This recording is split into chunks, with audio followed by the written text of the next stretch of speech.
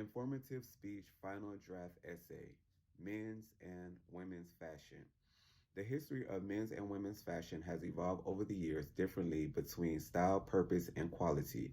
As you all wear your outfits today, you may not be aware that a piece of your clothing has a purpose that goes beyond keeping you warm and safe from the elements.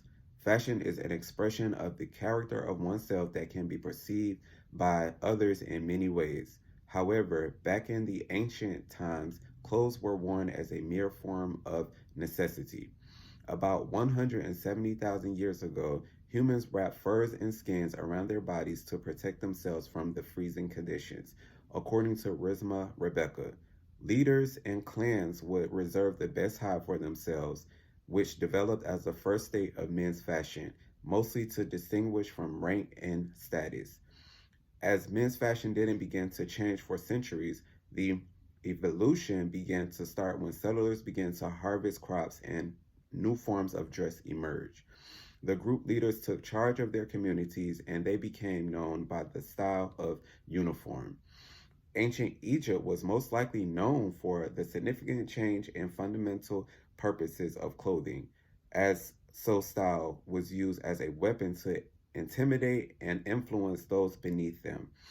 Jewels and artifacts were adorned to clothing to indicate royalty, leadership, and wealth.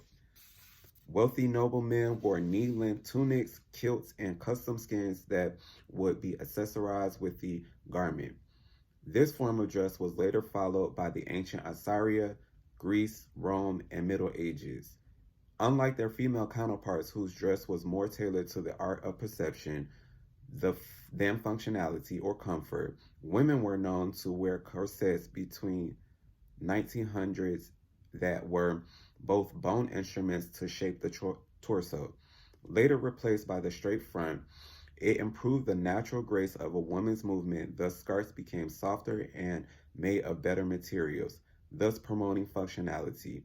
Women also adopted a daintier look that presented puffy sleeves, which were slim at the elbow with lace frills on blouses, which was a look known as the Gibson girl. As different part of the female bodies are accentuated, for example, the hips, women wanted to be able to have freedom of movement, which created a more functional style of dress. In conclusion, fashion has been around for centuries, and the change for both men and women during different periods have been significantly different. However, the purpose of fashion has always seemed to remain the same, and that is an expression of oneself and environment. Men and women's fashion will always continue to evolve throughout time.